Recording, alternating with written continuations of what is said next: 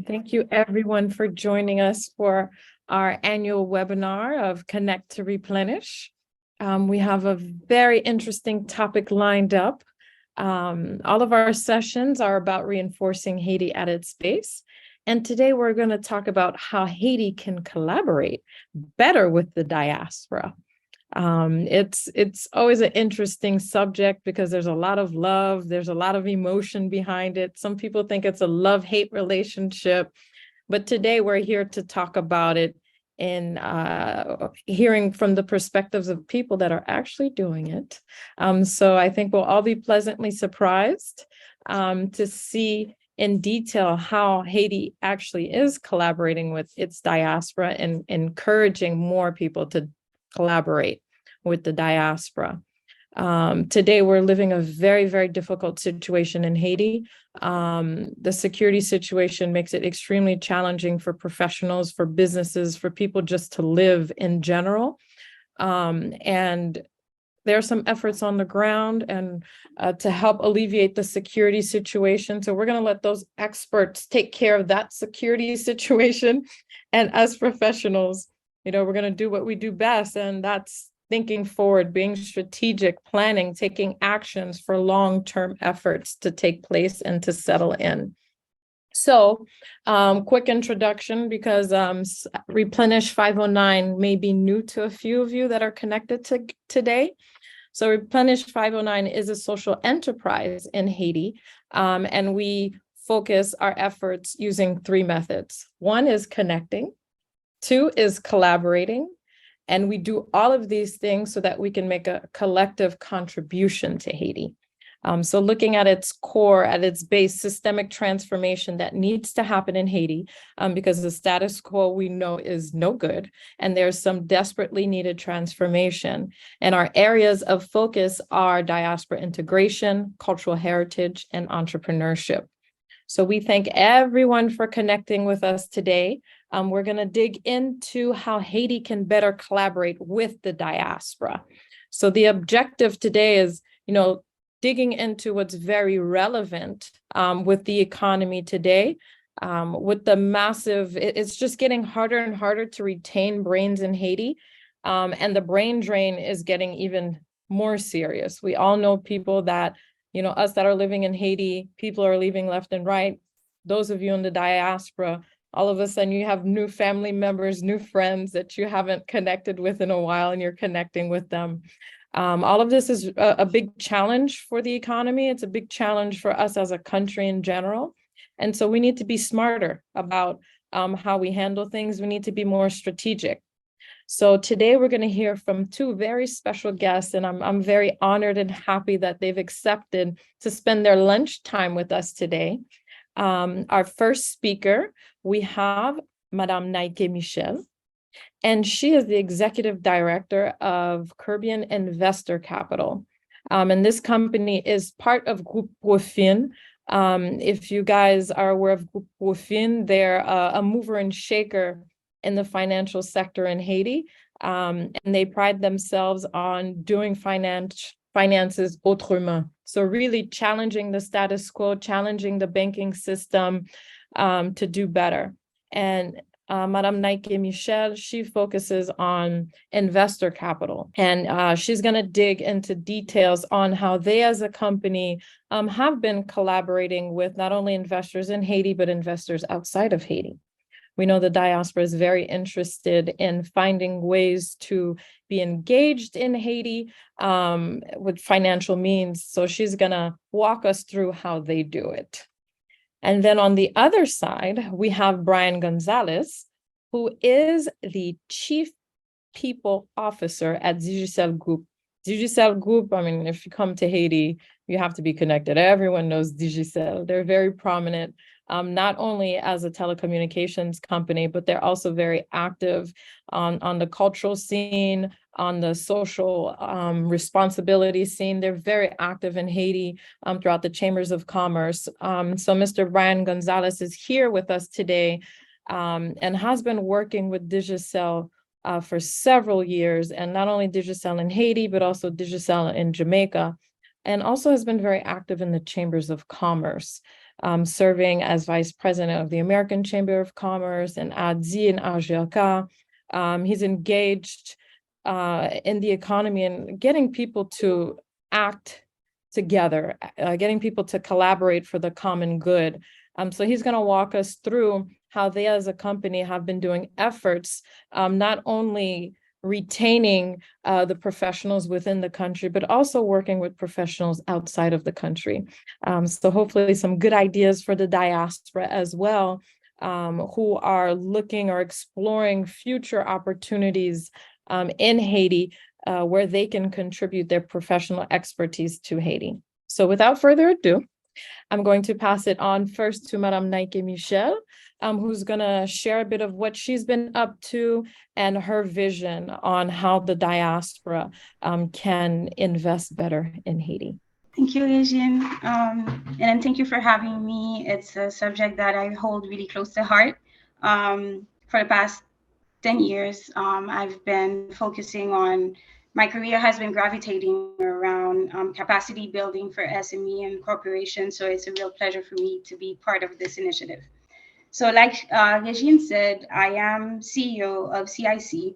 And for those who do not know, CIC is a private equity firm, the first Haitian-owned private equity firm, and also a member of the ProFin Group, which is a financial institution regulated by the central bank.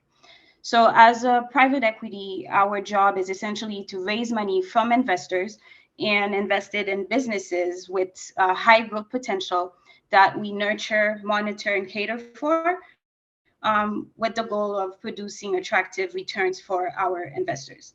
And in doing so, our goal is not only to improve wealth creation, but also to contribute to a better wealth distribution across the country.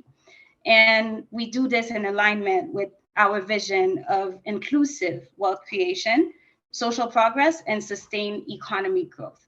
And this corporate engagement is also translated into our investment policy, which is locally grounded and regionally deployed, because we do believe that it is important to focus on two specific aspects, which are sectors that we perceive as being able to contribute positively to economic growth, such as real estate, energy, finance, and also we focus on economic agents that are willing and able to contribute positively to the Haitian economy. And the rationale behind this is, it's pretty simple, is that capital market, when they successfully engage a broad range of actors, they do have the potential to unlock value creation and potential for sustainable, inclusive growth, especially in slow-growing economies like our own. So when they are well-structured and well-managed, they can act as springboards for a wider economic development. And because they tackle the issue from three separate sides. One, they instill capacity for creating value creation directly into the businesses. Two, they modify corporate behavior, which is very important because they focus on transparency and efficiency. And as a result of these two, they enhance industry performance and they engage more people into the wealth creation process, which in turn produces long-lasting impact for the entire community. So I would like to put this into perspective. Imagine having this force that you combine with the financial weight of the diaspora, because I think it's no secret for everyone around here that they do carry a lot of financial weight into our local economy. Today, they contribute to at least 25% of the GDP. So if you can combine that with the effort of developing capital markets, I think it can create amazing ripple effects. So to contextualize this, I would like to go back to CIC. We launched the fund in 2017. And when we did, we raised 15 million that we invested in 6 different companies over the span of 5 years. And at the end of these 5 years, these direct investment have allowed us to produce 350 direct jobs, and we have seen the value of the portfolio double in size, despite the challenges that Régine has mentioned earlier. So at the same time, we also saw the remittance from the diaspora reaching 3 billion a year last year. So 3 billion, which is a very big number. If we translate it in a monthly number, which is more accessible, it's 250 million per month. And this doesn't even begin to cover other revenue streams that could be captured from the diaspora. So you're going to allow me to call upon your visioning abilities to make a point come across. If you think about this volume of fund flowing in from the diaspora, and then you think that for each dollar coming from the diaspora, you could use 1 cent and channel it to fund high growth project. It will allow the diaspora to contribute an additional 30 million to the economy. And then 30 million, it might seem small, especially if you think about it from a country scale. But if you think about it in terms of ripple effects, it takes a whole other meaning. Because this 30 million that is created on top of the existing funding that is being flown from the diaspora is also 30 million more that can be invested in other projects. It's also 30 million more that can create 350 more jobs, with each additional dollar invested into a new project creating its own ripple effects. So I will let you sit with that idea for a minute to think about how a closer collaboration with the Haitian diaspora has the potential to boost growth in Haiti. And if you think about it, it's not just the economic impact, it's also the social impact and also the social welfare that can be derived from this. So even when we think about it, and then we put aside the security issue that Régine mentioned earlier, there are still hindrances that do not allow us to tap into that massive potential. And they are actually threefold, even taking and removing the security issue. Number one is the fact that this is the most difficult part of my job as an investment banker. The most challenging part of my job is finding businesses that have sound accounting structure, sound governance structure, and everything else that is needed to make a sound investment. And this impact the ability of the businesses to grow and actualize their potential. So because of that, it also creates a reaction from the diaspora, which create mistrust and distrust, because there are no initiatives that are structured and that allow them to invest with, I guess, ease, and with the feeling that their money is well placed and well managed. And the last obstacle, which is also very important, is the lack of incentive that could make our investments here in Haiti competitive, because we need to remember that we are in a global market. So anything that we're investing in Haiti is to be compared with anything else that is available around the world, especially in the region. So these three elements are, I guess, impeding the ability of the diaspora to serve as the catalyst it could be for economic growth in the country. And well, unfortunately, we do have a long way to go before we shift from this paradigm where we are very informal to this paradigm where we can develop structured businesses that can receive funding from investors, especially from the diaspora.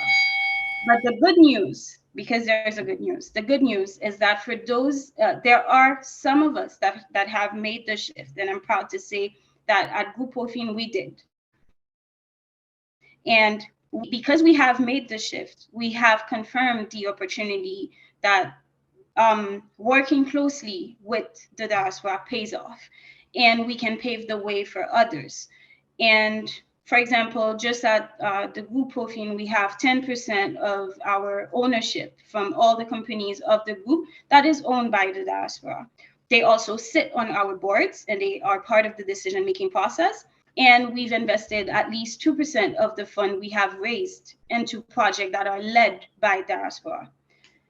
So I do think we want to strengthen this further for the next years. But my wish is that there are more of those initiatives that can allow more members of the diaspora to contribute to the local economy, because ultimately, this is exactly what we need to save this country. So thank you again, Régine, for having me. That was perfect, Naïké. I wish I could give you more time because that was very interesting, and I'm sure you have more insights to give. I hope you guys found that to be very insightful. This is a very clear example of how the diaspora can use their money differently with Haiti. Those figures on remittances just keep growing and growing every year. And all it's doing is reinforcing the informal economy. So if we want our economy to grow to a level where we have more structured businesses and more professionals are hired to be on board, this is a perfect example of how we can get there. So thank you so very, very much, Naïké. So now we're going to flip on the other side. So we spoke about the investment side of things. So now we're going to talk about the people management of things, because to make these investments work, we have to have people behind it. So the Digicel group, as we know, is very active in Haiti. So I'm going to pass it on to Mr. Bryan Gonzales, who's going to share how Digicel has been doing it. And of course, as he sits on the boards of several associations, he has a clear idea of other best practices as well. So over to you, Bryan. Thank you for being with us. Firstly, thank you to everybody who's joined today, Replenish 509, for this webinar. And Naïké, I think, and yourself, Régine, for inviting me. I'm humbled and honored to be here with you, and not only just representing Digicel Group, but also as playing a part in the challenges and seeing firsthand what some of these challenges are for businesses in Haiti and businesses that are looking to attract direct foreign investment in Haiti. So, I listened very captively with the things that Naïké was saying, and on the financial side, agree 100%. And that's where the people side, I think, comes in to help reinforce the financial propositions and the work that's being done, for example, by the Groupe ProFin and the success that they've had in the previous years and looking to further success in the coming years. The brain drain situation, so to talk about it directly, the brain drain situation is one that has been ongoing over time in the country. In my 25 plus years of working in this sector or in the HR area, I've noticed it more and more, and it accelerates. One of the areas that I do believe, and Naïké pointed out very well, in engaging with our diaspora community, is that we do have a wealth of experience within the diaspora across multiple industries, whether it's telecommunications, whether it's banking, whether it's investment, whether it's manufacturing, whether it is power, lead, and generation. I mean, the wealth of knowledge is there because we have several generations of the Haitian diaspora who have done not just quite well for themselves, but quite well for themselves, their families, and their careers. And I do believe that this is an area that we have potentially not explored enough over time to see how can we begin to integrate some of the best practice learnings. What does good look like? Okay, if you are an investment banker and you're working from one of the largest investment banks in the US and Canada or in Europe, how can that good look like translates into the Haitian context? And there's no reason that it can't, because it's the same people, just they're in a different location doing those jobs day in, day out, providing guidance, governance to the companies that they work for.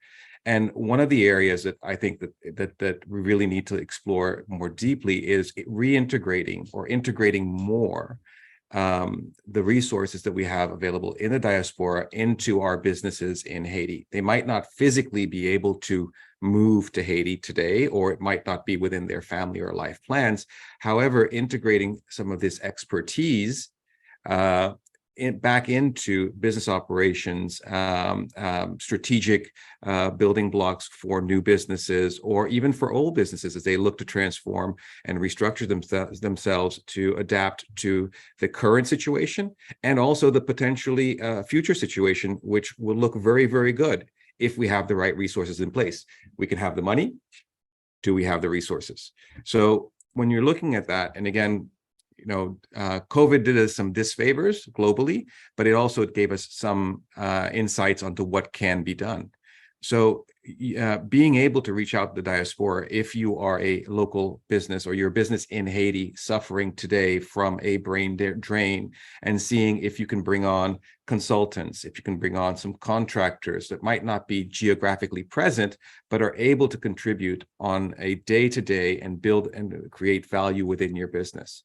If you can reach out to industry experts who would want to join a steering committee within your business across either sectors, whether it's revenue or cost or whatever you're looking at, we have experts within the Haitian diaspora who I believe not only have a vested interest in terms of how they want to see Haiti, but a professional interest also in being able to, whether it's coaching, advising, being a sounding block on, these are words that we don't use very often. Mentoring is another big one, because we need to create this, in my view, what does good look like?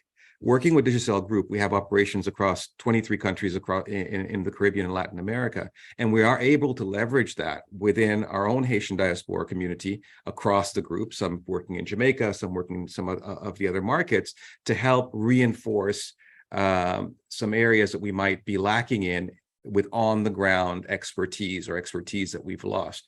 We have and continue to be in contact with experts outside of Haiti who understand the let's just call it for what it is, the geographical and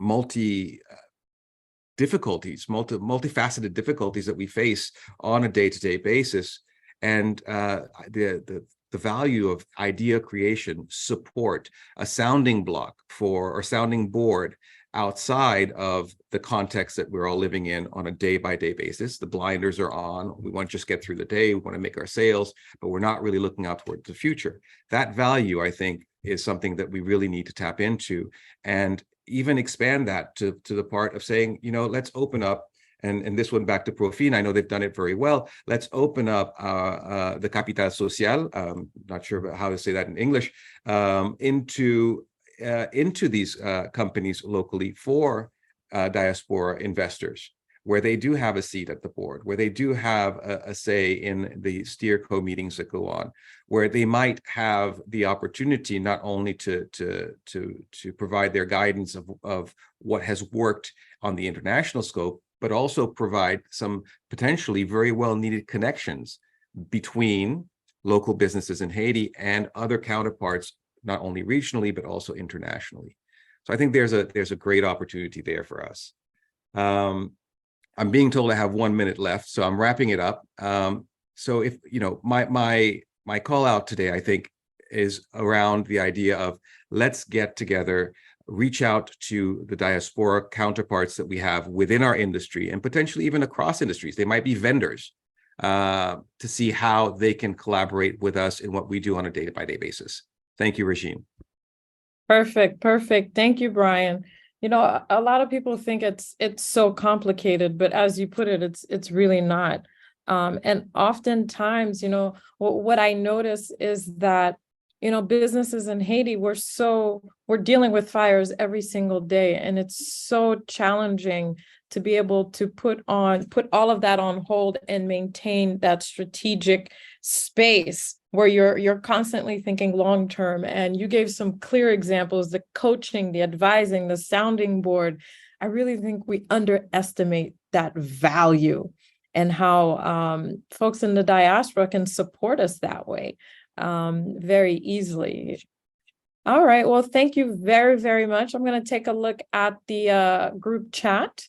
While we're transitioning into the Q&A portion of today, we're going to launch our poll right now. So there's a very quick poll that we have with some very simple questions. So Christian on the team is going to launch this poll and would love everyone to answer it right now. We're going to see the results as you guys submit them. It's going into, systemic transformation, diaspora integration, and entrepreneurship here in Haiti. So just trying to get a feel of where everyone's mindset is on this call right now. Okay, and while everyone is completing this, we have our first question from Aldo Victor. And his question is for Naïké. The question he has is, what are the requirements to invest in CIC? Thank you for that question. I will try to keep it short. We do have an investment policy. So for the first element is compliance with our investment policy. I did mention earlier that we focus on specific sectors. So it would need to be a project or a business that is in these specific sectors. And then everything else that is a prerequisite for investment. So strong governance structure, transparent accounting structure, viability, economic viability, and these are the general elements that would be considered. Okay, very good. Maybe I would love for you to elaborate on the, the diaspora isn't physically in Haiti. So how do you guys accommodate their role with this investment, with them being outside of Haiti? Can you repeat the question? I'm not sure I totally got it. So considering that if the diaspora would like to participate in these investments within CIC, how do you guys accommodate them being outside of Haiti and the ability to remain abreast with the progress? Okay, so you want to say as on the investor side or as a, okay, on the investor side, we are very advanced in terms of digitalized process. So we do have a team that can assist with administrative required to purchase shares or bonds from CIC. And we share regular communication with our investors so they know about the situation of their investments. So this is how we proceed. Everything is done through online, so it's pretty flexible.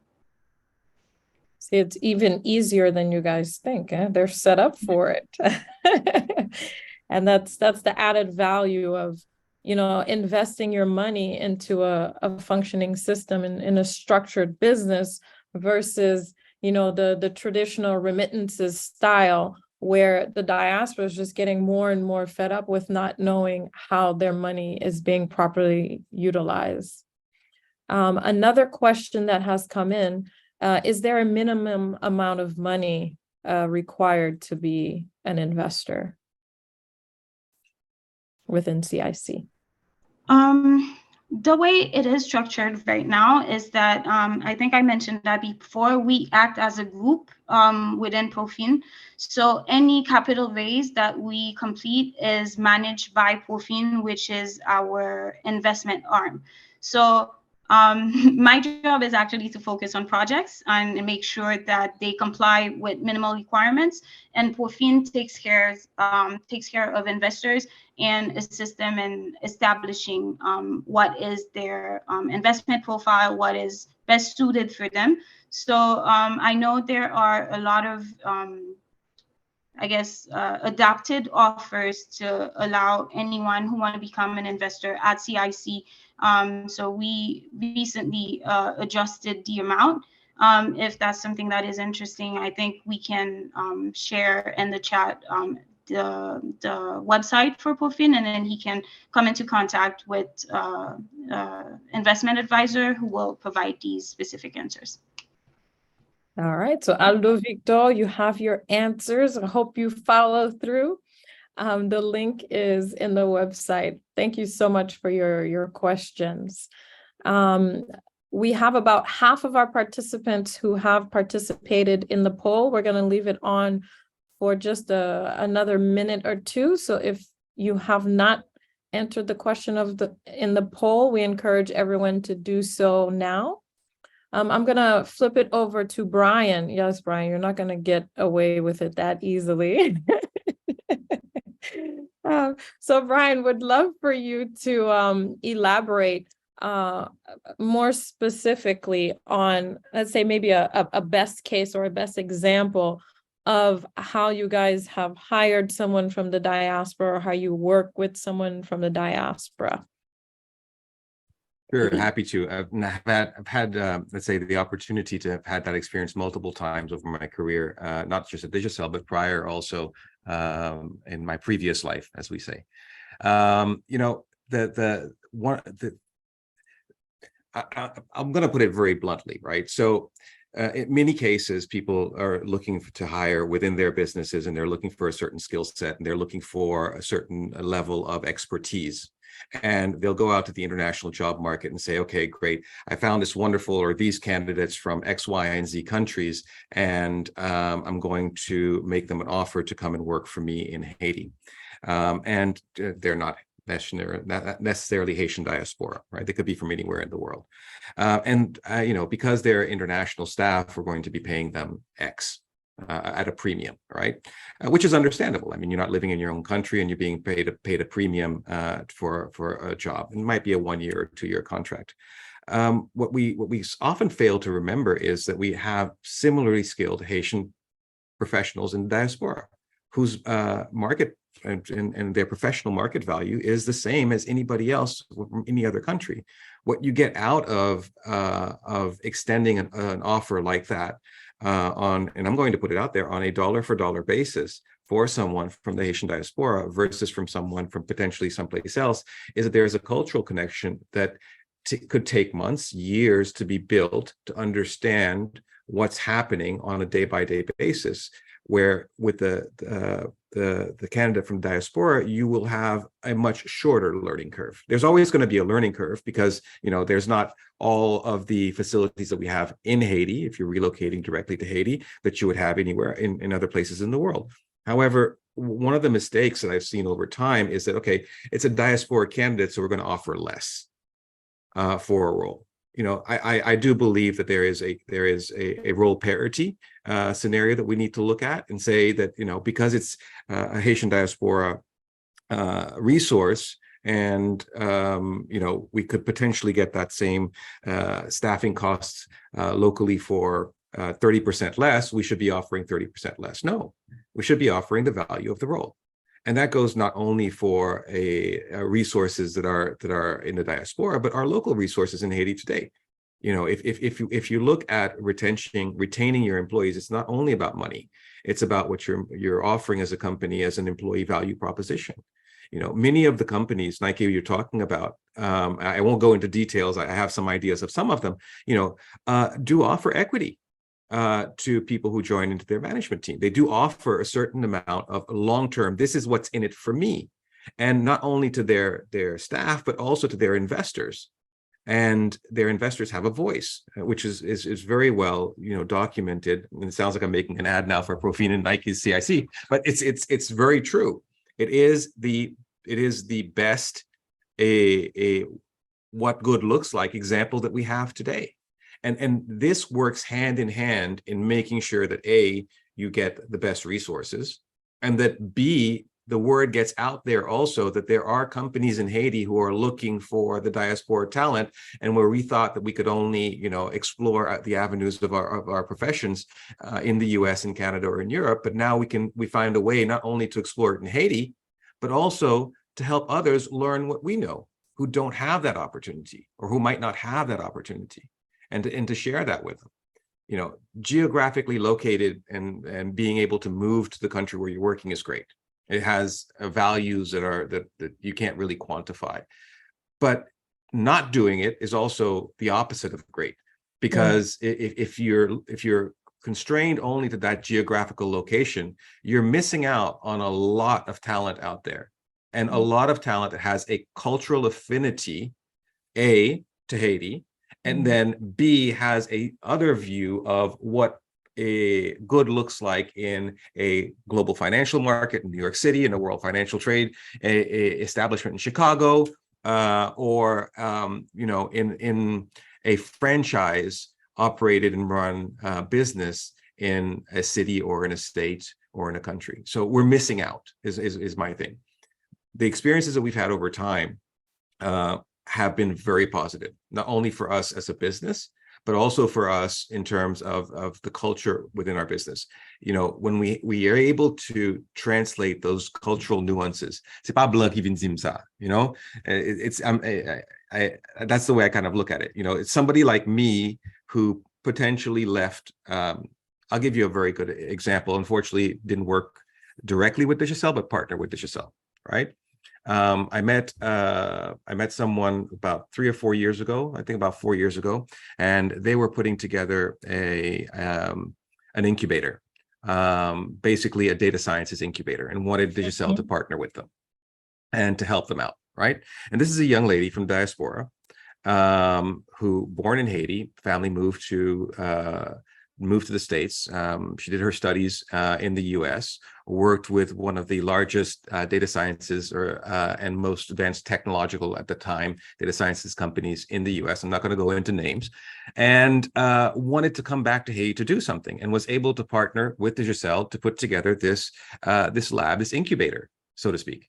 And what was gained from that? Well, what was gained from it was I think we did 2 cohorts, if I'm not mistaken, at the end of the day, but quite a number of new skill sets being built locally and being mentored internationally by people from the Haitian diaspora, and being able to build something, a certain skill set that wasn't available before.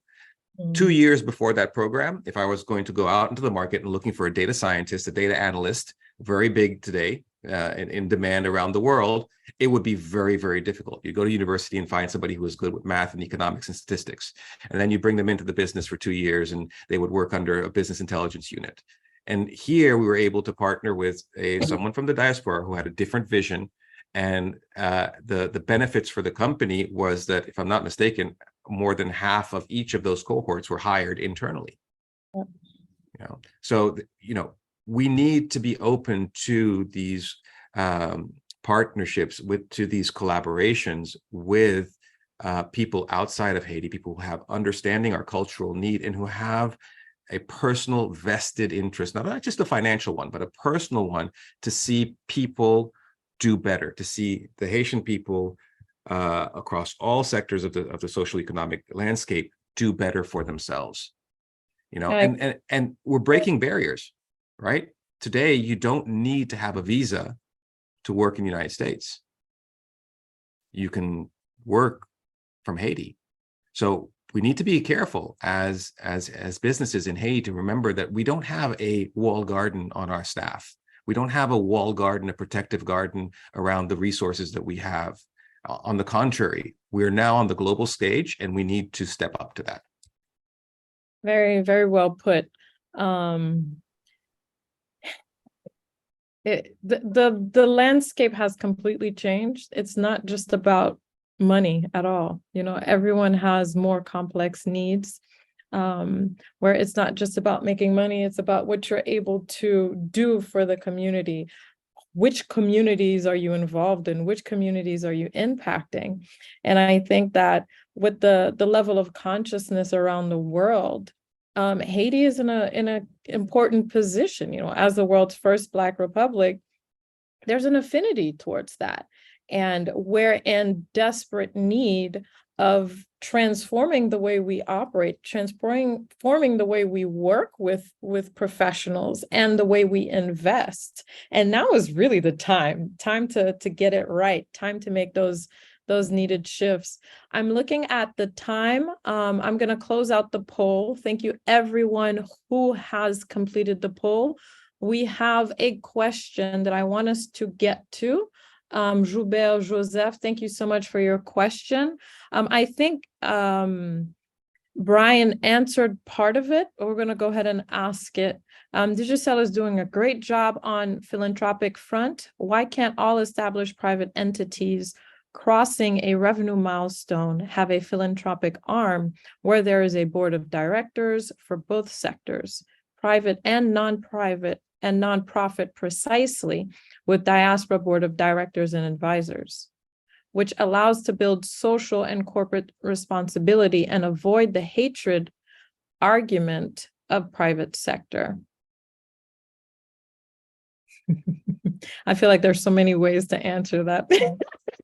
I'll take a stab at it, and Naïké, back me up here, please. I think that there is an opportunity, right? There is an opportunity for all enterprises in Haiti and other places to develop and to make sure that their CSR activities are sustainable. The last thing you want is to go out and do something just once. B, responds to the need in their community. And C, has the transparency and governance to attract support, whether it's financial or with great minds from their diaspora. And I say their diaspora because now I'm talking about diasporas across the world, right? But specifically for Haiti, that transparency, that level of governance is not something that is generally like, that's a company with a great governance structure, right? Or they're transparent, they're transparent-ish. There's always a question behind whether or not people are really transparent, right? Naïké, I see Naïké, chime in here whenever you want to. But that we need to change that culture. We need to change that mindset. I think, Joubert, I think it's a very, very good question. It's a very, very good challenge, because it does have significant impact, not just to the society, not just to the communities that we're working in, but also to the future of those communities and the future of our workforce. Naïké, I'm sorry, you were going to say something. I wanted to add to that, circle back to something that I said earlier to add to this. This is also one of the things that capital market can help do, because as you're building that capital market, let's say you're opening your business to new investors. So this becomes an element of differentiation for yourself. And as you get more people into capital markets, it becomes an element that you want to focus on just to stay in the game. So this is also something that I think is interesting, because as you're creating the competitive landscape, and then you're making sure that these elements are being incorporated by some actors, others have to follow to stay in the game. So this is also one of the elements that can a positive spin-off of having a strong capital market, or even a strong competitive market. Thank you, Naïké. Perfect. Okay, so I hope that it was satisfactory answering. There's a last question. Okay, thank you, Joubert. There's a last question to close out today's segment, because it is 12:48 now. How can you reignite someone who lost their drive to invest or create a business concept in Haiti? That's part of Replenish 509's mission. Doing business in Haiti is very challenging. Working in Haiti these days is very challenging. And what makes it less challenging is when you're connected with others doing the same type of work. And you challenge each other, you comfort each other. So part of Replenish 509's mission is to connect people that are interested in doing similar types of work, and connecting you with other businesses or other entities that may be the lead on things. So my answer to you is stay connected with Replenish 509. we're one of many ways that can help reignite that energy that is needed to further that will, that desire to be involved in Haiti. We encourage everyone to give their part, because Haiti needs all of its children, especially today. Haiti has given so much to the world, and it's time for us to really give back to Haiti. So remain connected. You registered with this event, we'll send out information. We have a couple of activities going on for the rest of the year. For smaller investments, we're looking at a Shark Tank type event. So we have different ongoing things happening. So remain connected, and then hopefully you'll find something that pleases you and you'll want to be connected with. To wrap it up, I want to thank Naïké, and I want to thank Bryan for being with us today, for sharing their personal insights, their journeys, their experiences with the larger audience. There's so much more to be done, and we commend you for staying strong. Keep going strong. We're counting on you, and then we'll bring more people on board, especially from the diaspora, to help replenish Haiti. All right, everyone. Thank you for connecting. Thank you. Thank you. Bye. Have a good rest of your day.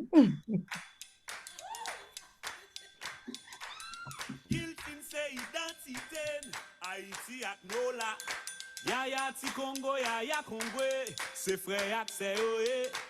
Pou sa kan fas nou na pare, Kembe jam di nou la, Tamboun frappe racine marié, se créole nou ye. Hey now, hey now, hey now, I go,